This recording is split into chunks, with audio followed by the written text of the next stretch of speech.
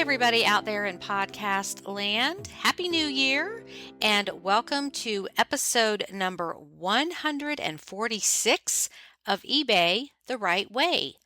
Today's date is January 3rd, 2024, and my guests are Joyce and her daughter, Leanne. The only announcement is an update on the 2024 Bolo book. It is in the hands of my graphic designer, so we are getting close. And there is some confusion about these books. Let me clarify that each edition is different. Each issue contains 125 unique items. The items are not repeated, so you get new information with each issue. And this is by design. These books are not a bunch of old, tired, recycled information. I learn new things every day, so I am your personal researcher, compiling this information from different sources into one handy book so everyone can learn. My vision is a set of encyclopedias for eBay sellers. Information that has been true for a long time and will continue to be true in the future. All editions are available in my eBay store, so you can get earlier issues if you don't have them. I will keep you posted on the progress of the 2024 book, and I'm doing some new things in that book, including artist profiles, jewelry, and some other surprises. So trying to change it up a little bit so we can all learn new things. Okay, now into the chat with Joyce and Leanne. Hello, listeners. Welcome back to another seller chat. I have Joyce and her daughter, Leanne, here with us. How are you guys doing this morning? We're doing great. Great. Okay, and tell us where you're located. We are in Houston, Texas. Okay. Actually a little suburb, Missouri City, Sugarland area. Okay. I hear that's a mecca for thrifting. Yeah. There are some good estate sales and of course the Goodwill bins. Okay. Okay. Now, both of you do eBay independently or together? No, together. Okay. Okay. So we're going to hear all about that. We always start off with what brought you to eBay? Was there a triggering factor or, what was that thing that got you started? Okay. Well, I've always been a garage sale junkie. Even when the kids were growing up, we just didn't have the money for all the toys and stuff. So we would go garage sailing. And I mean, it was, so that was on Saturdays. That's what we did was we loaded up and we went and saw what we could find at the garage sales. I mean, even to the point where I stopped at a house, there was stuff all over the driveway and I went through and nothing was priced. And I was thinking, why isn't anything priced? And then the guy comes out of his house and he said, I know it looks like we're having a garage sale, but I am just cleaning out my garage. Oh, I was ready to buy everything. Got to be careful. For a long time, there had to be a garage sale sign in the yard before I would stop. I was yeah, you never know. I mean, Yeah. but us resellers, we just gravitate towards that. Oh, looks like a Yes, sale. I'm yes. going to go check that out. But it wasn't until it was probably 2017. I work full time, and I work with a coworker who does a lot of eBay and all the different platforms. So she was really heavily into it, and I heard how much money she was making off of it, and she would take all her vacations using her thrift money. They would always go to Disney or something. So I thought I could do that. And she gave me your Facebook page. Oh, really? Okay. Yes, Good. to follow. So I got on there and started following, and I got your course and paid for that for well over a year. I loved Yes, it. you did. I remember. Yes. Oh, it was such great information. And so just it's the thrill. I loved it and did that for quite a while. Well, I say quite a while, a couple of years, and then my husband passed away. Oh, And so I kind of set it aside for a while, and then I moved from Oklahoma City to Houston to be with my kids. And my daughter Leanne here was wanting to buy a house, and she didn't have any down payment money. So I said, well, let's get the eBay started again. oh, good, So good. I got my store started again, and We've been after it ever since. she's been great. Yeah, following So your we're- advice. Were It's you been- able to get the house, or are you still working on Well, we that? went ahead and put it on hold just because the market is the way it is right now. Yes, But once everything levels out, we'll be ready to go. So that's why I'm still in an apartment. yes. I'm afraid to pull the trigger on a house. It's just, Yes. Yeah, it's just too not- much right now. and mortgage rates are, oh my Oh. gosh, through the roof. It's like, I'm They not are. doing that. They are. Yeah. So, yeah, we're all like in a holding pattern until things change. Exactly. So I right. feel yeah. Okay, but you're working on that and building that down payment fund. Yes. Okay. So how does it work? Does one of you go out and treasure hunt, or do you both do it together? Or how does your partnership with eBay work? It's a little bit of both. Typically, the weekends we will try and hit up any good estate sales that are advertised.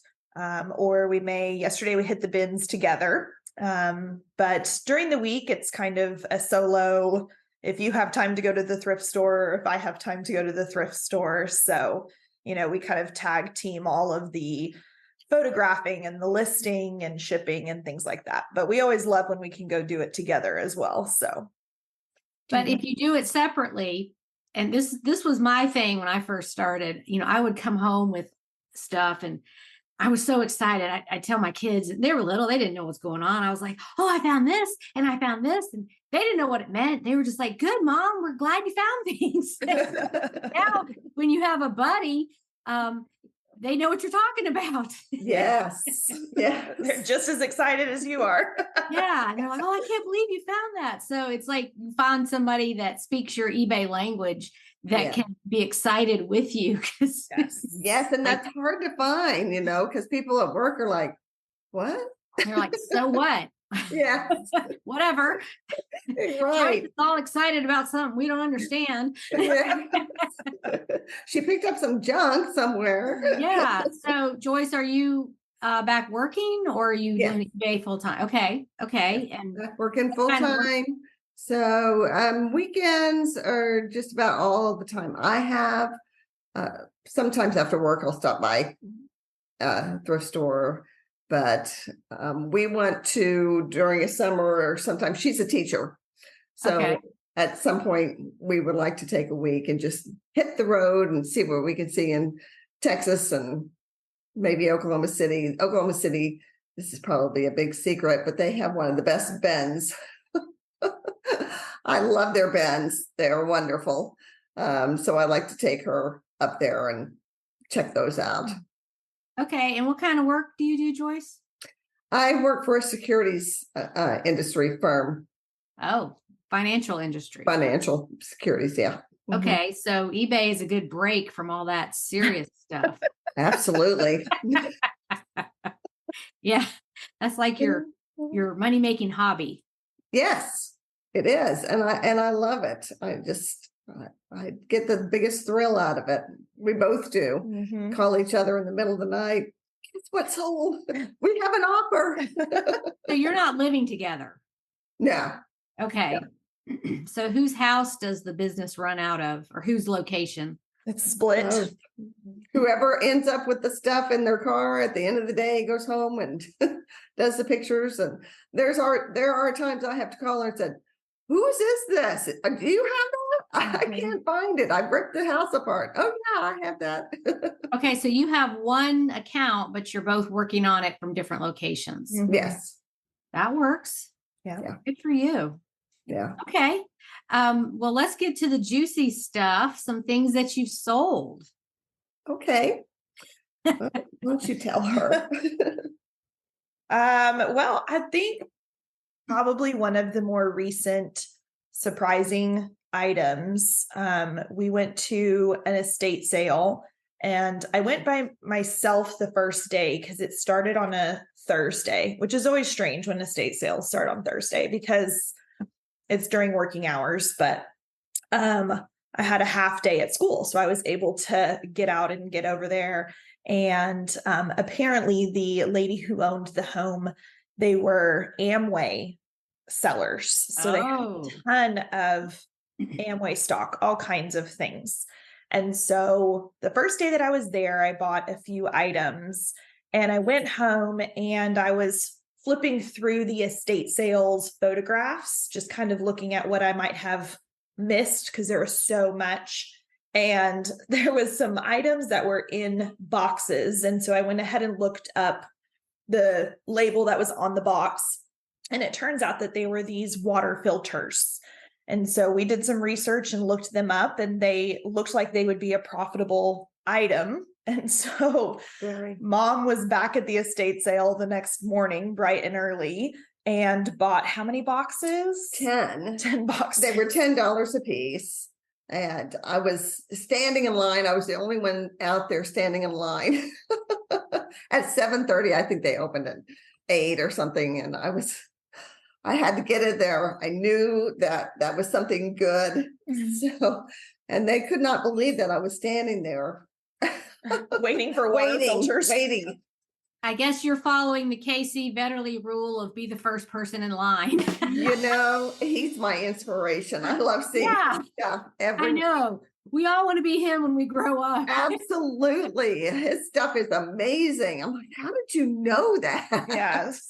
Yeah. So you got the water filters. We did. So we thought we were probably going to sit on them for quite a while, because we did have so many. And I think it was probably 2 weeks after our first one sold. We sold each of them for $169. Wow. And we were done with them in less than 5 months, 6 months, 5 months. Yeah. So all 10 of them sold. We had some people that came back and bought a second one. So they had bought one, loved it, bought another one for themselves or a family member. So it was incredibly shocking how quickly they sold and for how much they sold. So that was one of our favorite pickups lately. Were they discontinued? Yes, it was new old stock. Right. Okay. Yeah, perfect. Love to find those things and in quantity.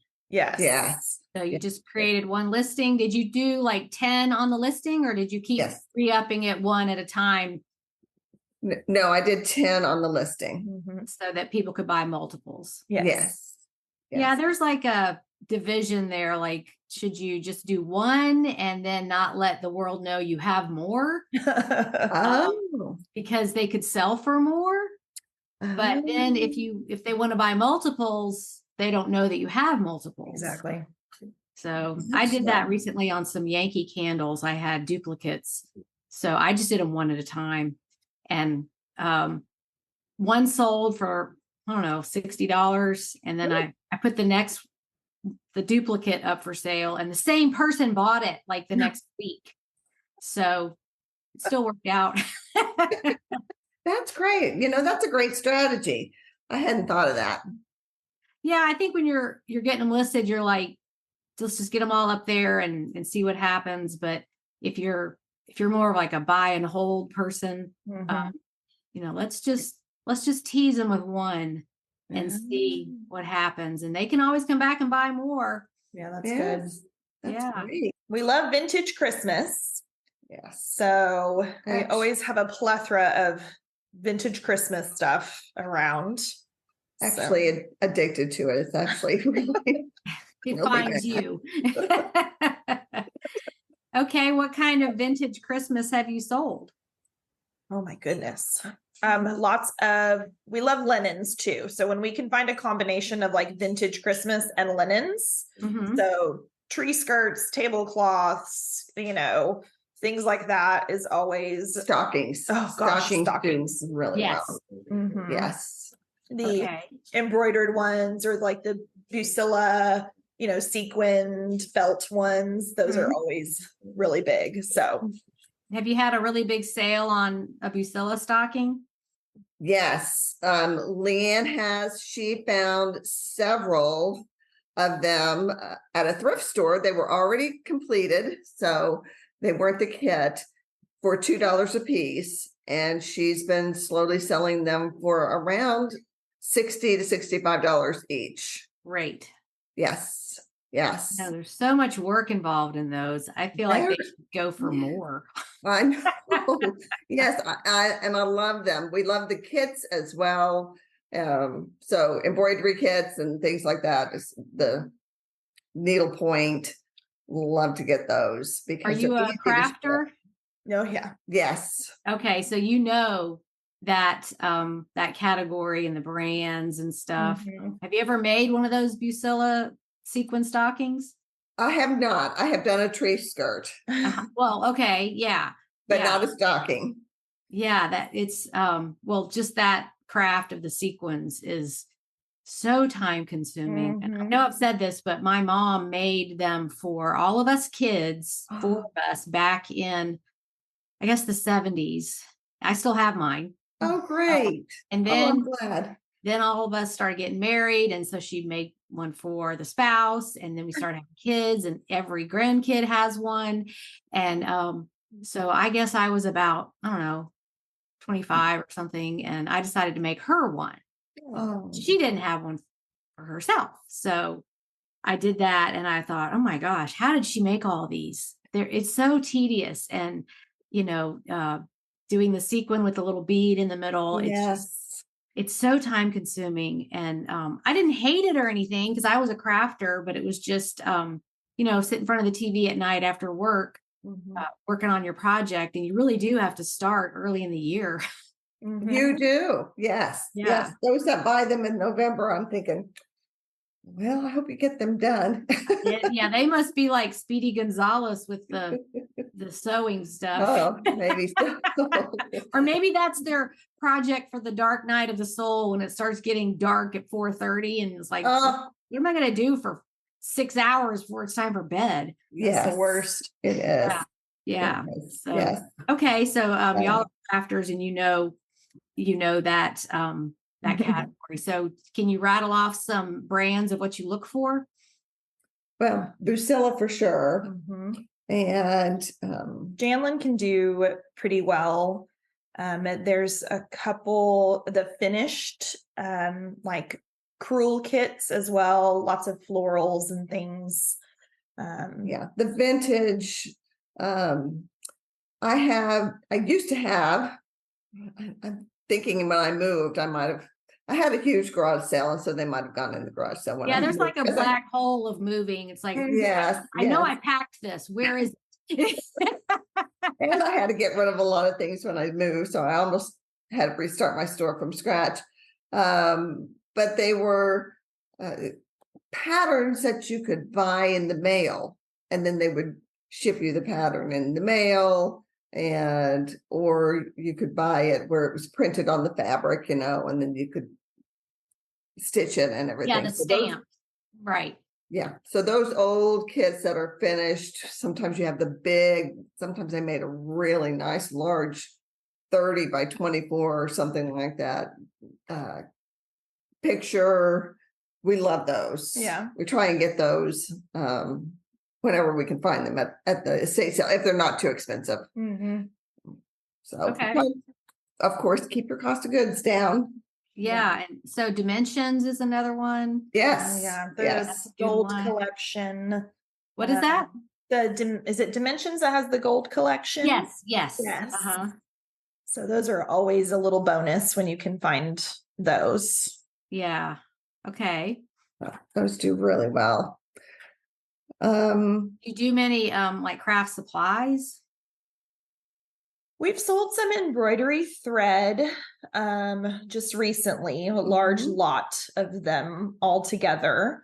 We had a big sale on actually a sewing machine, a Bernina, Oh, we found at an estate sale, and they already had it marked pretty low, and then they were doing half price as well. So we walked out of there with, I think, 3 machines, a serger and 2 sewing machines, because everything nice. was just so cheap. And I think it was less than a week we had sold that Bernina sewing machine. So Yeah, that was a good one. yeah. how was that to ship? Whew. Not fun, you know. You keep telling yourself, this is how much did you sell it for? Probably a couple hundred. Couple hundred, yeah. Hundred, Yeah, you're like, this is $200. I just got to do this. I just have to ship it. That's all I got to do.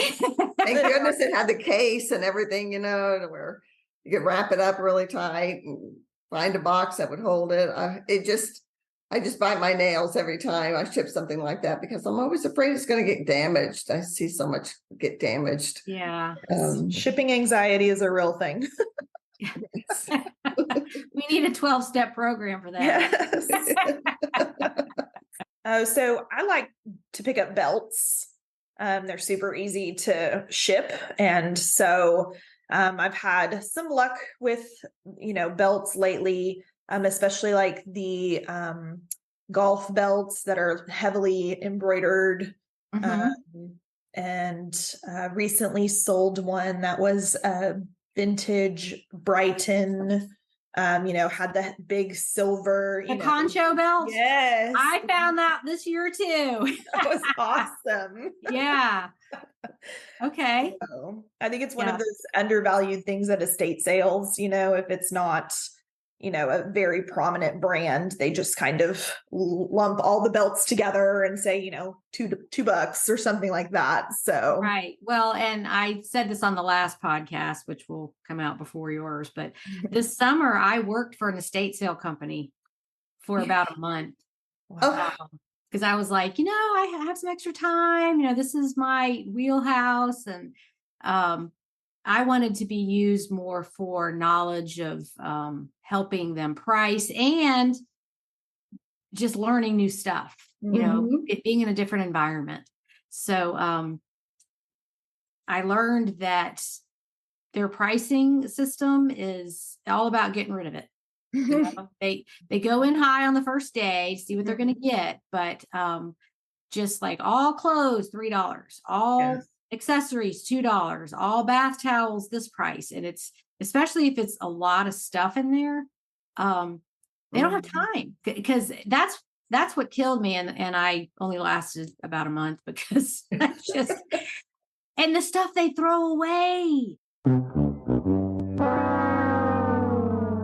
If it wasn't perfect, quilts, and I'm like, oh, they're actually threw it in the trash. no. Didn't donate it.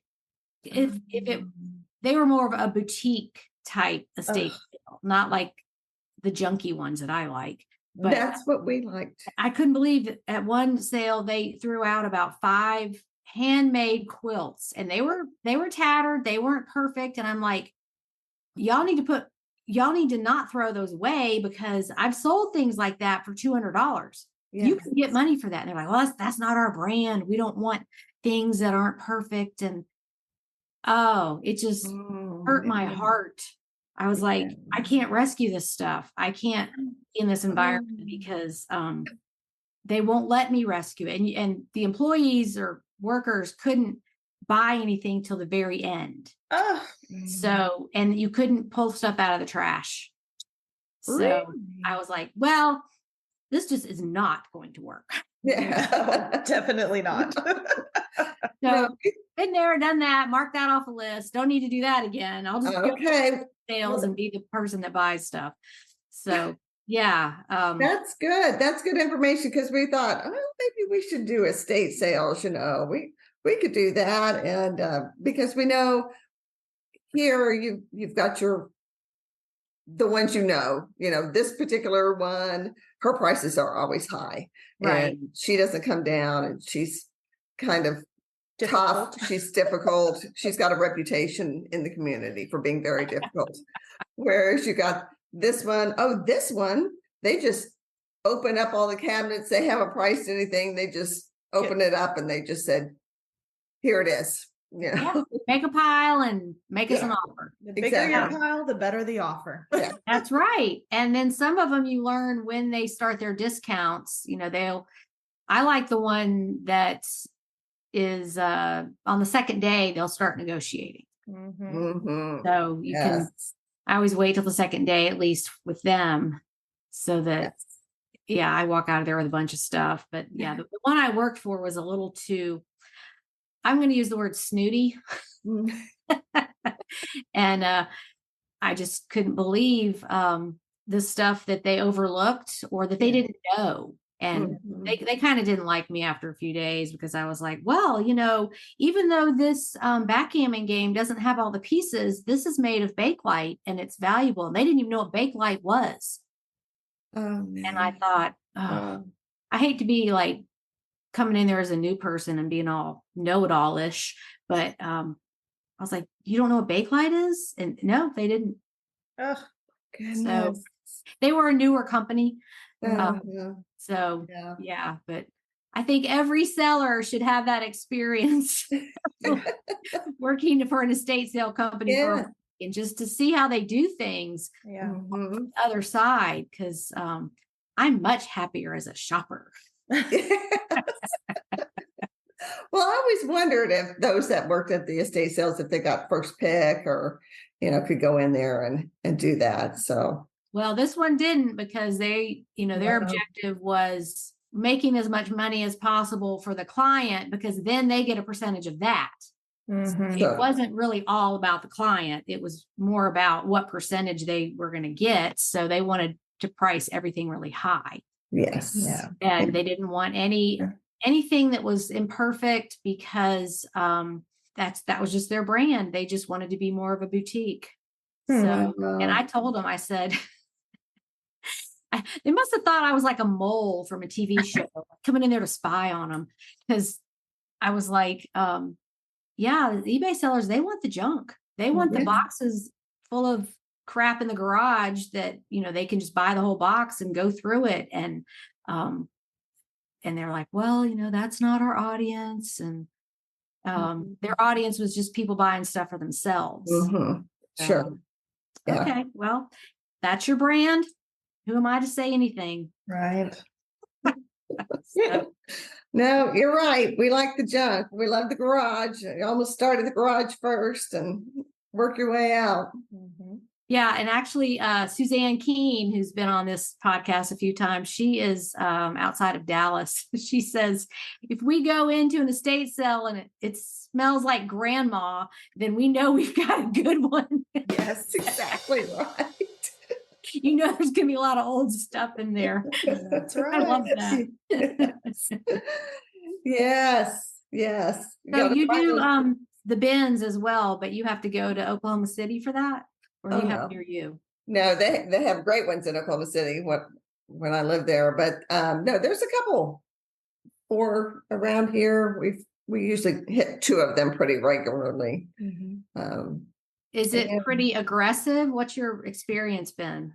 It has been in the past. So it's funny because the 2 locations we frequent the most, they seem to run their locations quite differently. One of them is a little bit more strict on their policies. They won't let you fill a cart and sit there all day. You have to go ahead and check out. And if you want to come back in and fill another cart, you can, but you can't just camp out here all day. Well, I kind of like that rule.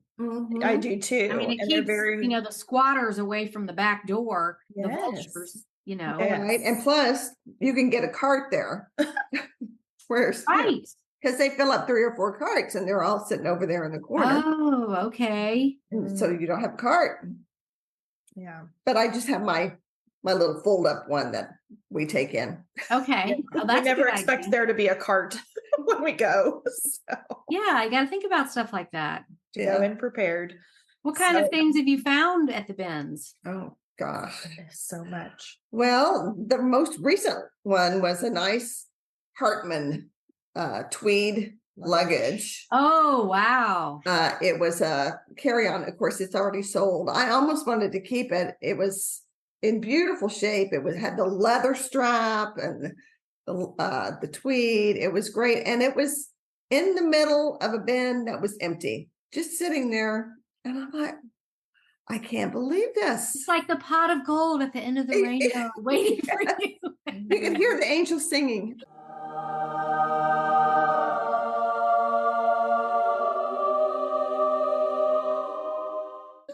Yes, exactly. And no, that Hartman stuff is so well made. Yes. It just lasts forever. Yeah, it's beautiful. And let's see, we found a Pottery Barn kids lamp that was also just tossed in there. Nobody wanted it. And it wasn't destroyed after having been No. handled through the bins process. I know, no, surprisingly not. Let's see, we found a lot of things there. Yeah. Lots of linens. Lots of linens. You can always spot the Pottery Barn, and especially the Ralph Lauren. duvets and the Ralph Lauren. Mhm. Yeah. Have So you found any of that high dollar Ralph Lauren vintage floral stuff? I haven't found any of the floral. I typically seem to find more of the stripe or the Okay. solid heavy denim, things like that. Okay. So that's typically what we can find there when it comes to duvets.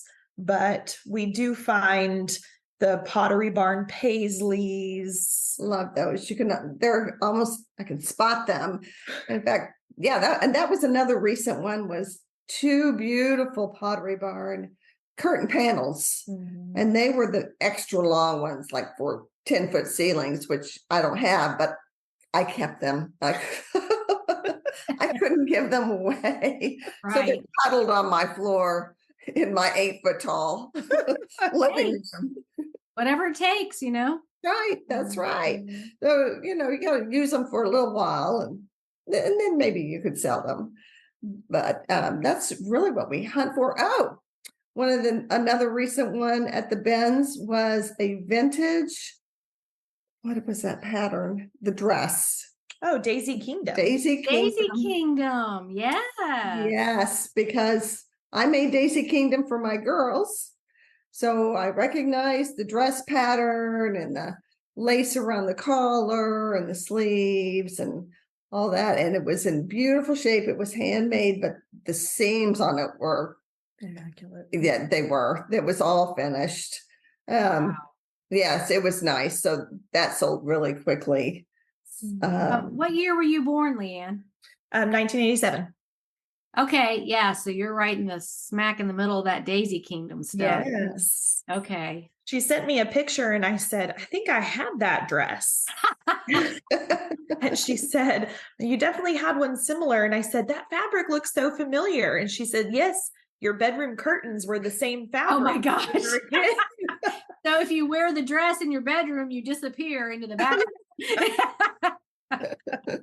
Oh yeah. So for the listeners, you can look up Daisy Kingdom, but it's just this very florally, sometimes hearts, with stripes, sometimes very puffy leg of mutton sleeves and full skirt with ruffles, and sometimes a petticoat underneath or a little apron on the front. The apron. Very, very poofy and Yes. just I remember the girls wearing those and like the giant hair bow to match. Oh, yes. Yes.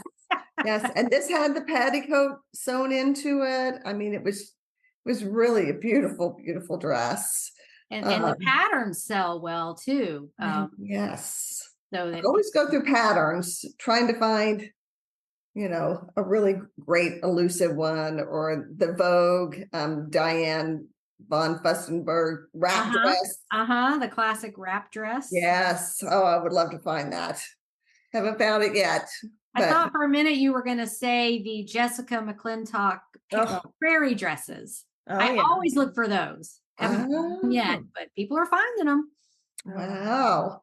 Well, people throw those patterns away all the time. We just saw some. Yeah. So, yeah, it's a shame.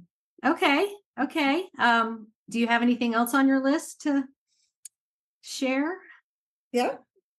Um, Recently at an estate sale, it was one of those houses that smells like grandma. Yes. definitely. So, and grandma hadn't thrown anything away in a very long time, but she had a ton of bath and cosmetic items. And so she had some Crabtree and Evelyn that was still sealed, hadn't been opened yet. And it was like a dusting powder, I think. And so I listed it and it sold in less than a week. And I think we priced it at $90 or $95. So, and it's one of those things the estate sale company's just like, oh, $1, you know? Yeah. So Yeah. Yeah. Love the bathroom stuff. Always got to go through there. The holy grail of grandma. Yes. The dusting powder. Yeah. Back in the day. I mean, do people even wear that anymore? I don't know. I don't know. I remember getting it for my mom when I was a kid. And my grandmother was a Chanel #5 lady because she was born in 1908.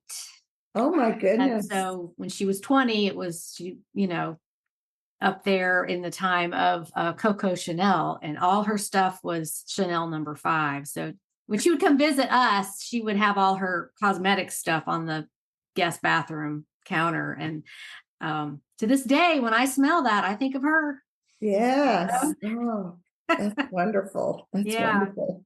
So I love the bathroom haul at Yes. estate sales if it was somebody, because it's like either they're into it or they're not, either they have a drawer full of it or Yeah. they just had the one thing they used. Yes. Yes. Yeah. Yeah. But also at that same estate sale. Oh, yes. There was she had some vintage clothing for sure, but there was, she had a polo shirt that stood out to me because it had that kind of 70s style rainbow stripe. And so it was actually a collegiate polo. It had HBU, which is Houston Baptist University, Okay. which has now recently changed to Houston Christian University. So that's kind of, you want to hang on to your Houston Baptist University stuff because it's not even called that anymore. Right. Exactly. So I got that one listed, and that one I had offers the same day, but I was like, I know that I can get a little bit more. So, we went back and forth on a couple offers, and that one was definitely another big seller. Just had that total 70s look to it. And so Total Michael Kelso with his striped vest. That's right. That's right. A jacket like that had the stripes across the front. And I actually have a picture of me wearing it. And I was like, if only we had known to say that stuff. And my Siggy calendar and my, my posters, my John Travolta poster where he had all this hair. Oh my goodness, yeah. So it's like, oh, if we'd only known, but you can't save everything.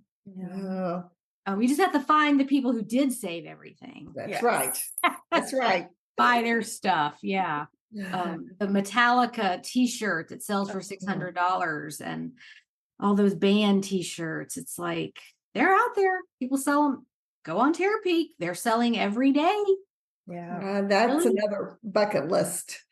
Yeah. Find that. Or the big containers of concert tickets, like the ticket stubs that somebody just saved. And there's just in there. I had I'd a love lot to of find those. that and sell those one by one. I mean, that would just be so easy because you're just shipping this little tiny piece of paper. Yeah. Had I known, I had a lot of those. Okay, so what concerts did you go to? Let's see. We went to now that you asked me. Yeah, it goes right out of your head. Well, Right? The Who, of course. Roger Daltrey of The Who was just a fine looking specimen. Yes. Yes. Moody Blues. Oh, and- love them. Yeah. Yes. And we didn't Alice Cooper and Oh, really?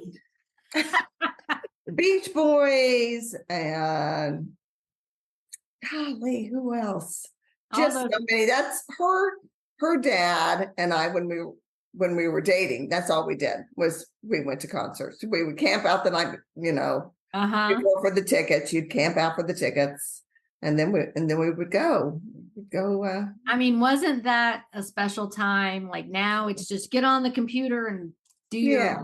your, StubHub and get your ticket. And back in the day when you actually camped out and everybody's, this camaraderie, everybody's got their tents and their sleeping bags. I never did it. I was not allowed. But that's what people did. And Yeah. it was just this like groupies, Yeah. Yeah. So And of course, we lived in Oklahoma City, so there really wasn't a lot of concerts that stopped by there. But so we would travel to Dallas or to Kansas City. He had a sister that lived in Kansas City, so she would get the tickets, but it was fun. that's great. What great memories of just driving around and going to concerts. Yeah. Yeah. Good for you. Yeah. Okay, let's back to eBay. That was our little walk down memory lane. You got anything else on your list to talk about? Well, I've tried to kind of start dabbling a little bit in plush. So I have listened to some of your podcasts where you have some of your pros discussing different plush brands. But definitely anytime we see Build-A-Bear, we're always looking for those, older, retired ones that Build-A-Bear has come out with. So I have found a few in the past that have been really good. And then, so there was a Build-A-Bear. It was a, purpley lavender colored frog. And so I looked him up and he had sold for, quite a bit, $60 to $70 a couple times. And so I was like, okay, well, let's take a chance on him. And I sat on him for a little bit, but yeah, I sold for about 65. So just surprising sometimes with the plush. So And it was a purple frog. Yes. Some limited edition things that they came out with that are like the at Halloween, they have a werewolf that they came out with, and he goes for quite a bit. So I was on the lookout for him. Some of the Build-A-Bears, they're just the common ones. I have to be careful with the plush as well, too, because I just think they're so cute. I want to take them all. Yeah, I when I find them, I buy them. And when I'm checking out, they're like, wow, you're buying a lot of these. And I act like I'm buying them for my dogs, which Yes. I don't, they've expired a long time ago, but I used to do that because they just tear them up. And especially if there's a squeaker inside, the louder, the better. So Yes, I would yes. just buy them 50-cent things to tear up. I'm not going to PetSmart and paying $15 for something that's going to be destroyed in a week. Exactly. That's right. That's Yeah. right. And I remember you had on one of your sales of the month or one of your videos, you had a shark. That you Yes, bought. yes, the IKEA shark. Yes, the IKEA shark. And he was large, and you put him in your bathtub. Oh yeah, because that's what they did. That he was sort of an iconic figure, and on the internet, people were posing him because, like in the store, he was posed at a table eating, or tucked into a bed, or so then people started doing that around their house. He's reading the newspaper, he's cooking, or so I just went with that on my listing to make it fun because it was kind of hard to photograph. He was so big. So yeah, I put him in the bathtub and I did different things. That was kind of fun. But he sold really quickly for I don't remember. It was maybe $80 to $100. Yes. And it was just he was just sitting on top of the plush bin at Goodwill. Mhm. I looked it up and I'm like, at first I thought, oh, does all IKEA plush sell for a lot? And no, it does not. It was this special shark that had like a social media presence, and it was all about the hype. And I don't know if it's still a thing because they may have introduced him again, and supply may have caught up with demand. But yeah, that was definitely a thing for a while. Yes, yes. So anything big I'm looking at, and then I think, what a nightmare to ship. We you have to have the big boxes, and but actually they're so light, and the plush it doesn't have to worry about it breaking or getting crushed. Right. I sold a sloth last Christmas, and he was a giant one, and he's got the long arms and the long legs. So I folded him up into like a yoga pose where he's all he's all compact, and then I put it in a trash bag and sucked out the air, and he got pretty small, and it wasn't that bad to ship at all. I think I fit him into one of those what is it, the 8x8x12 priority boxes. Really? So he probably exploded like a Jack in the Box when the person opened it. But I smushed it down, and I have those space bags where you can suck the air out with the vacuum cleaner. And I mean, there's a lot of things you can do with those bigger items, like the duvet covers and the comforters, and you can get them pretty small. Yes. So got to tape up that box really good so it doesn't explode. Exactly. Yes. Yes. Yeah. Yeah. Yeah. I do have one item I wanted to talk about that keeps getting returned. Okay. The boomerang item. Yes.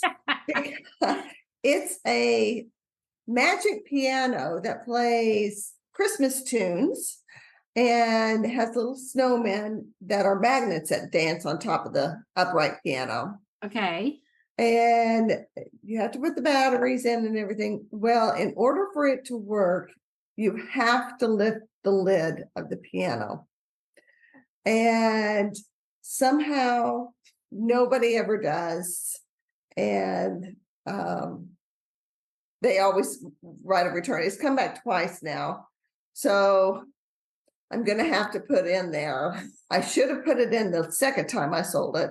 You must lift the lid, because they all say, I put new batteries in it. Oh, okay. I've done this. I read the instructions, and I'm thinking, yeah, but you missed that one little part. Well, I've done that too, is put a note on the item when you ship it of if there's something weird about it, like some of those electronic toys have such a tiny little switch on the back, like they might not see it, or there's some kind of funky thing you have to do to make it work. I've done that lots of times. Or like even on the battery casing part, insert your own batteries. There's no batteries in here, so people just immediately think this doesn't work. Yes. Do an INAD, and then hello, you didn't do it right.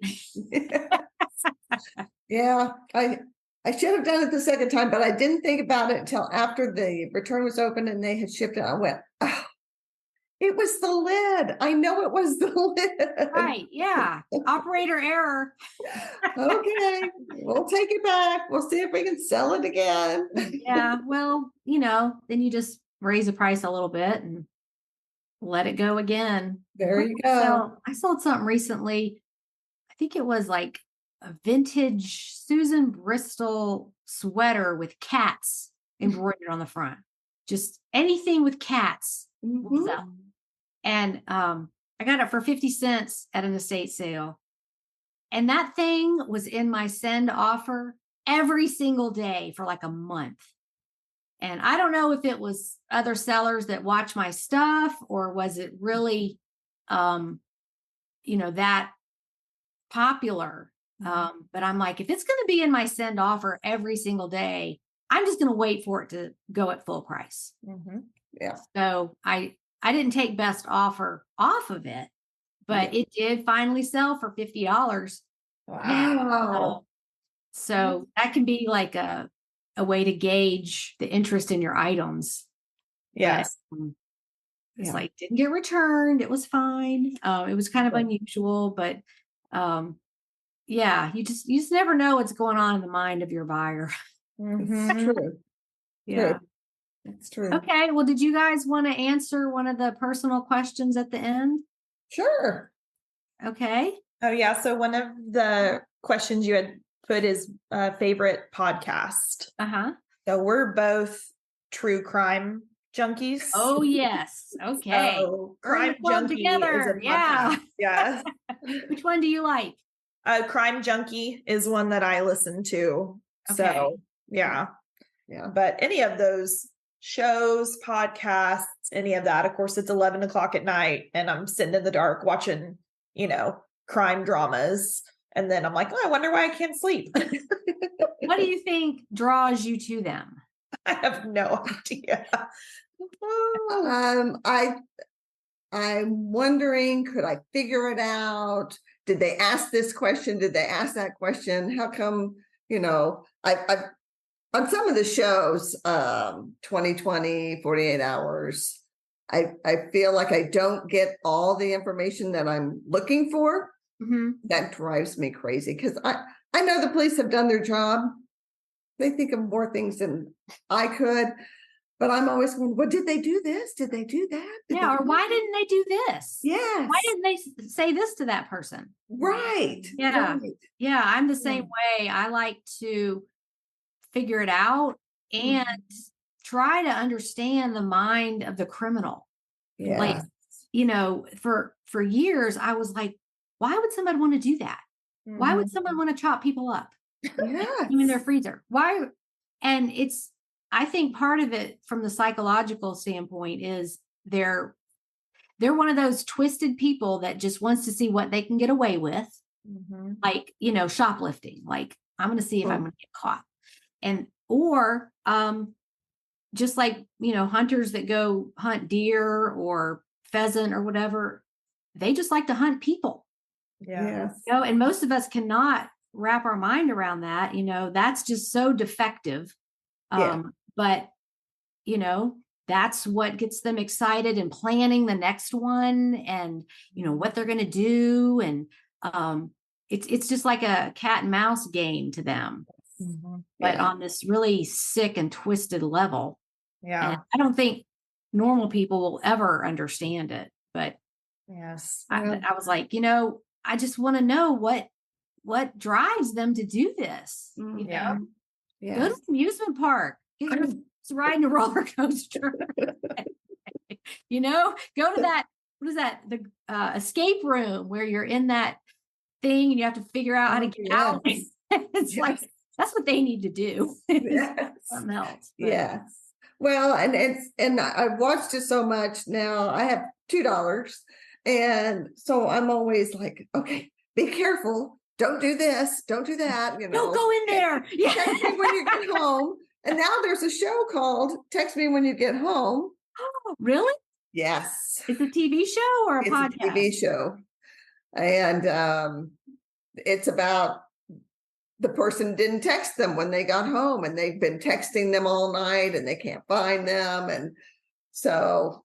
Or like when I just watched one on 48 Hours, and it was a guy that killed his girlfriend, and like he took over her phone and was sending texts like everything was perfectly fine to just buy him more time to hide the body or whatever. And then when the investigation starts, they're like seeing where the text came, where it pinged off of whatever tower. And it's like, it was in his possession the whole time. Right. So, and yet they find her body 200 miles away in a lake, Now these criminals are manipulating technology, for that. But I'm definitely going to check out Text Me When You Get Home. Yes.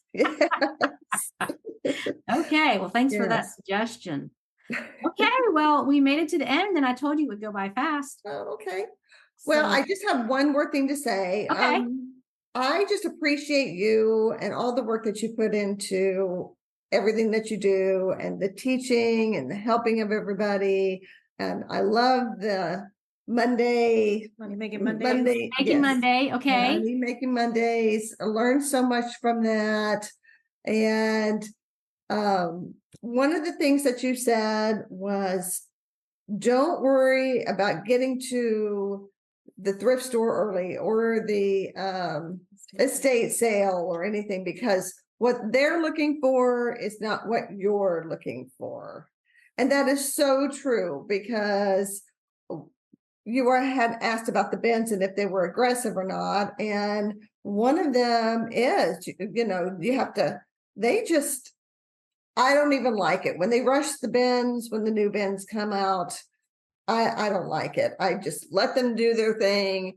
And then after they've picked through and moved everything around, then we go in and we see, we're like the little vultures. We see what's left, Little scavengers. Yeah. Yes, Somebody yes. called that the thrill of the leftovers. That's it. That's it.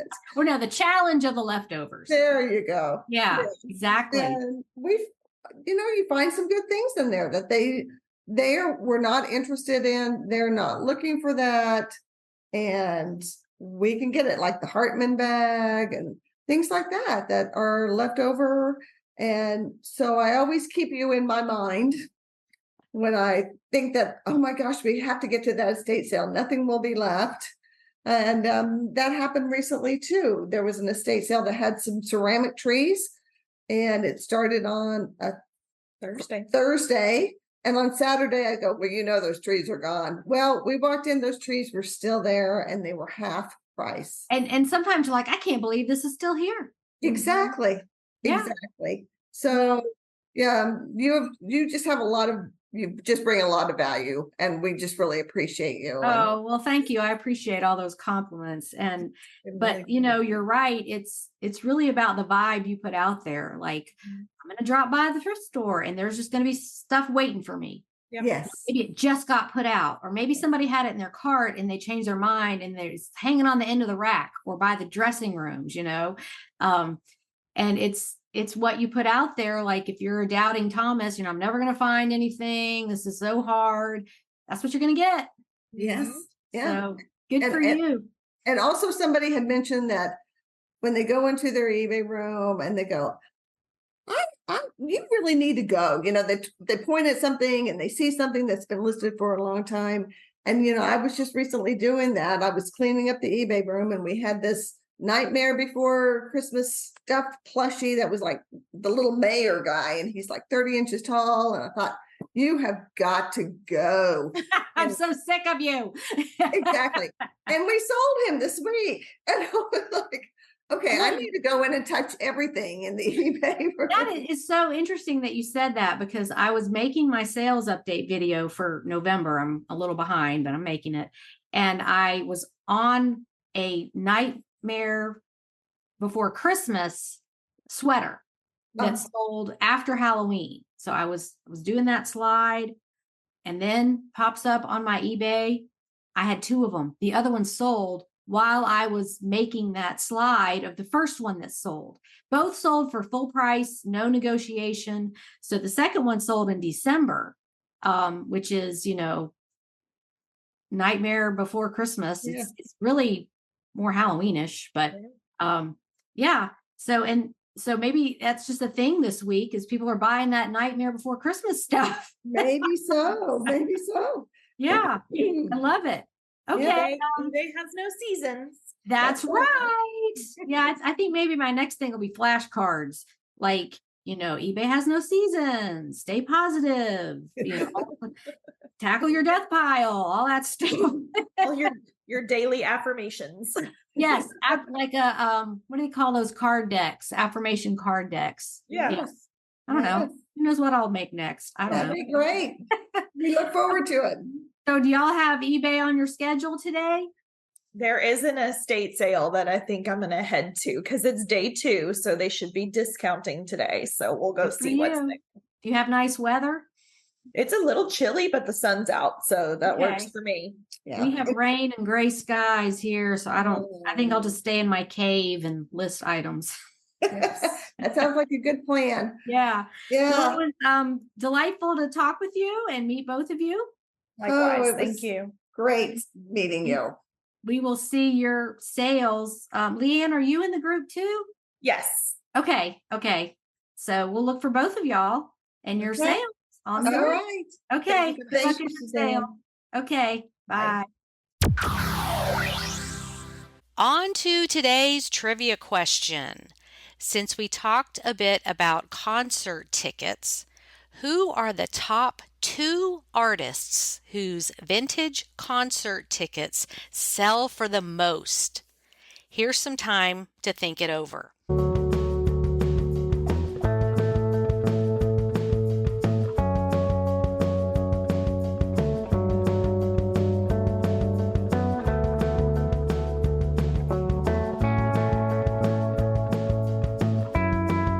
The answer, according to Terapeak, going back 2 years, no surprise, the Beatles and Elvis.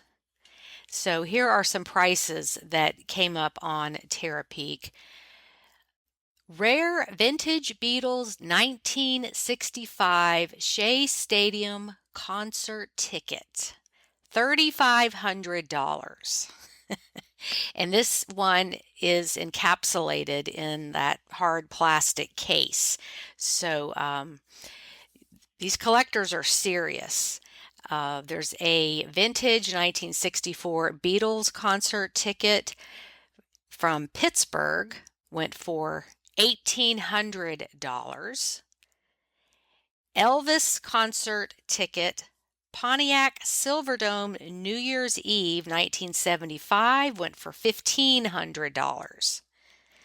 So just some examples of what these can sell for. Of course, condition plays a big part in the selling price, but if you're one of those people that has a big container of concert ticket stubs that you've saved all your life, you might want to take some time and go through those and see if you've got any home runs in there.